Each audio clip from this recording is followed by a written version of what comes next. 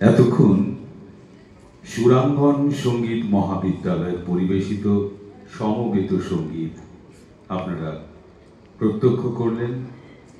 অধ্যক্ষা গার্গী বসু, অংশগ্রহণে লিপি মুখোপাধ্যায়, দেবিকা দাস, বনশ্রী রায় দাস, পুষ্পা বিশ্বাস, পূর্ণিমা ঘোষ, সুস্মিতা সাহা, সৌরিকতা ঘোষ এবং তবলা সহযোগিতায় পল্টু সাহা।